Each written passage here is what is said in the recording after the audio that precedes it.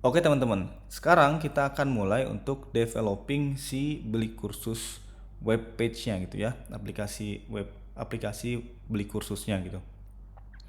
Nah, di sini sebelumnya kan dia cuman init project repo ya, nama tiketnya. Nah, cuman di sini saya tambahin barusan BK1, BK2, BK3.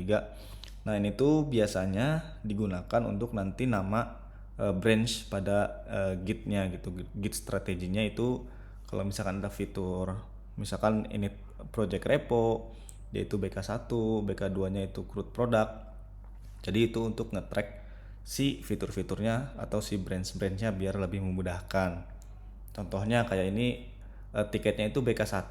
Nah, nanti nama branchnya itu di Git BK1 gitu. Oke. Nah, sekarang kalau misalkan di perusahaan saya sebelumnya yang punya akses untuk ngebikin repository itu tech lead biasanya. Nah, di sini saya mau coba simulasiin. Ceritanya tech leadnya itu udah bikin salah satu reponya gitu ya di repo kantornya lah. Di sini nama repositorinya itu beli kursus. Nah, nanti si programmer atau bisa itu si senior programmer, junior atau midnya dia mulai nge-init si projectnya ya. Jadi namanya itu nanti beli kursus, nanti tinggal tambahin nih si remote repositorinya. Oke, sekarang saya mau coba buka terminal. Saya perbesar, saya pindahin mungkin ke tengah biar lebih mudah dilihatnya. Coba geser ke tengah. Mana? Almost maximize. Ya. Saya pindah ke folder YouTube. Kemudian di sini saya kan menggunakan Ruby on Rails ya. Jadi si projectnya itu ceritanya menggunakan Ruby on Rails nih stack yang dipilihnya. Dia pakai Ruby, frameworknya Ruby on Rails. Terus database-nya mungkin buat development pertama pakai bawaannya si Rails, SQLite 3, sama mungkin kita mau coba pakai CSS nya Tailwind gitu ya buat CSS utility-nya. Oke, kita balik ke terminalnya. Di sini saya cek dulu nih. Saya pakai RVM untuk ngedapetin si Ruby versionnya, version manajernya. Jadi saya di sini punya beberapa versi Ruby. Cuman yang mau saya pakai nantinya adalah Ruby versi 3.34. Nah, kalau yang Rails-nya saya udah install Rails-nya. Rails versionnya itu yang mau saya nanti gunakan itu versi 7.2.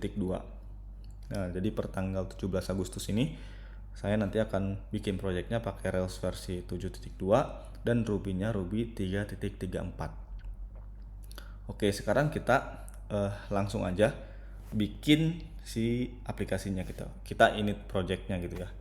Jadi di sini Rails new, nama repositorinya atau nama projectnya apa tadi udah dibikinin nih sama si tech lead-nya, namanya itu beli kursus. Jadi kita bikin aja beli kursus. Kemudian karena di sini database-nya kita mau pakai bawaannya dulu, pakai si SQLite 3, jadi kita tidak harus ngebikin database-nya apa gitu ya. Jadi langsung aja bawanya gini. Cuman karena CSS-nya kita mau pakai Tailwind, kita bisa langsung nih define CSS Tailwind gini. Oke, sekarang kita enter aja. Dia akan nge-generate banyak banget file sama folder. Cuman teman-teman gak usah bingung. Nanti kita akan bahas gitu ya seiring berjalannya waktu. Nah, kita tunggu dulu dia nge-install si Rails-nya. Nggak lama sih, biasanya mungkin beberapa detikan doang, nggak sampai 2 menit 3 menit. Ya, dia udah nge-install si Tailwind-nya, nge-install semuanya, ini udah beres. Sekarang kalau kita cek ya, kita ls, dia udah ada nih beli kursus. Kita pindah aja ke beli kursus. Beli kursus. Terus di sini kita cek. Nah, ini kan udah banyak nih ya, kita clear deh. Kita clear dulu, kemudian ls-la. Nah, ini kan banyak nih ya folder-foldernya, file-filenya. Itu udah banyak banget.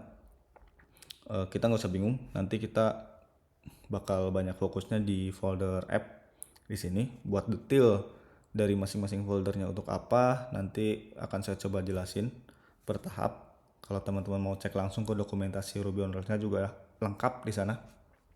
Oke, Nah, sekarang kita udah bikin si initial projectnya di lokalnya kita gitu ya. Terus kita pengen ngekonekin yang ada di lokalnya kita ini ke si repository yang udah dibikin sama si tech lead gitu. Jadi di sini kita cek dulu ls, kemudian tadi kan udah kita buka nih ya di sini. Nah ini di sini ada perintah ini nih, get remote at origin nih. Kalau misalkan kita punya existing repository, nah kita bisa pakai yang ini dulu, copy.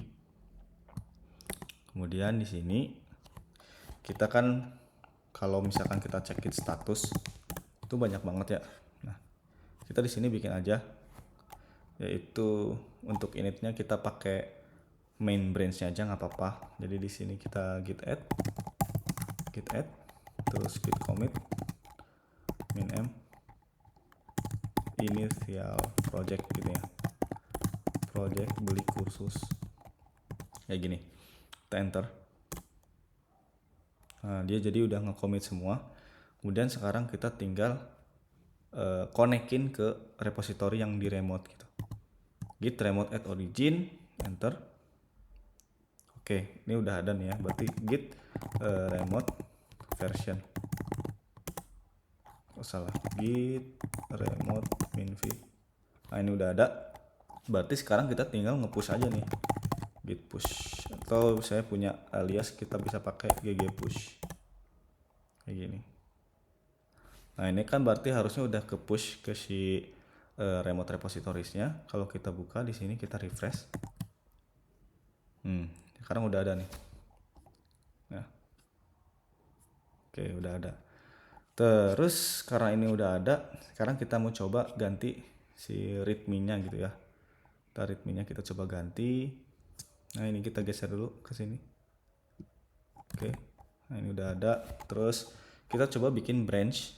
Cara bikin branch-nya itu kita bisa git checkout min b, kemudian nama tadinya bk1, nama si tiketnya atau si tasnya itu bk1 yang ini, bk1. Kemudian kita bikin aja sini bk1 misalkan init project ini. Bentar.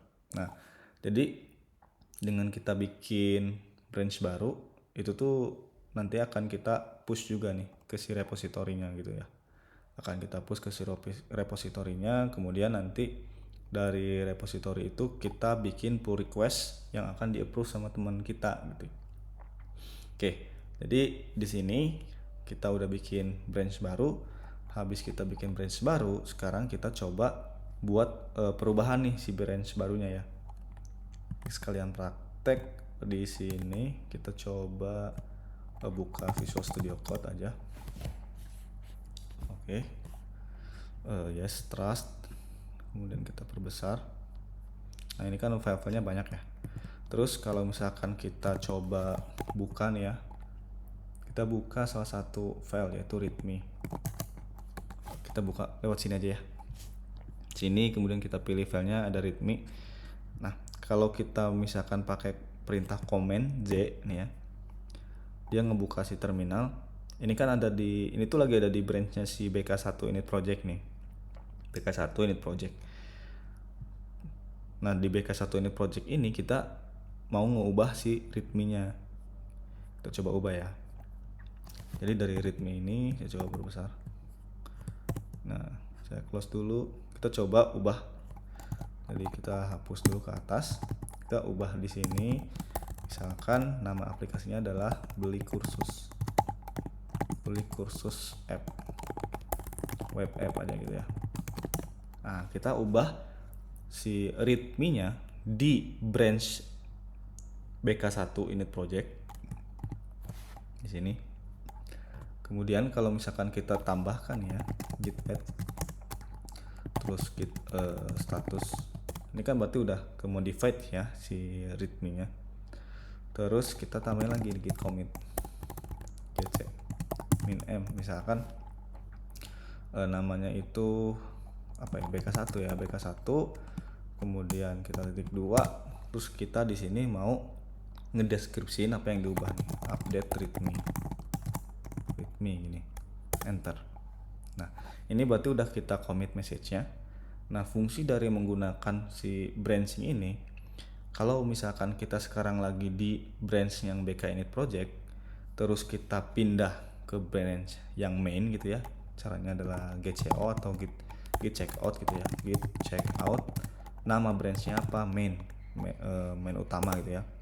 Nah, lihat, jadi si readme itu masih ada nih, jadi nggak langsung keubah gitu kalau kita menggunakan branching strategi gitu. Nah, tapi kalau misalkan kita pindah nih git checkout BK1 gitu ya, ini project, nah dia udah ada yang tadi.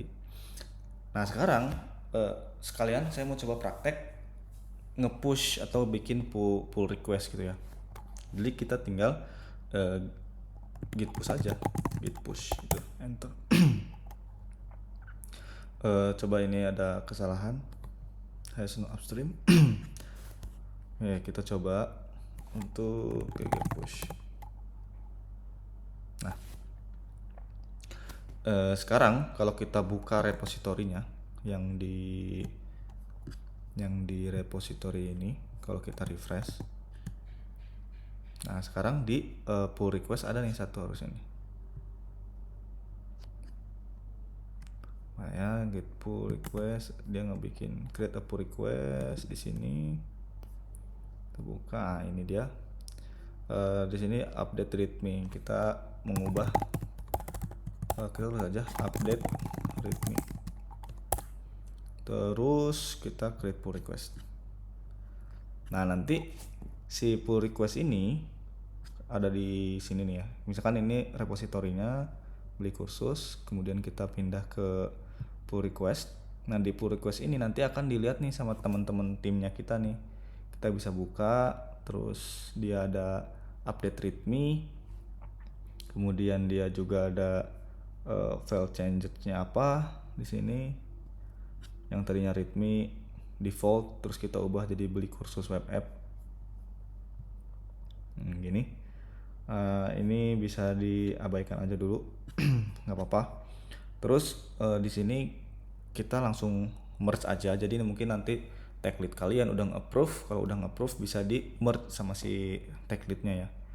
Nah, kita langsung merge aja nih, merge, confirm.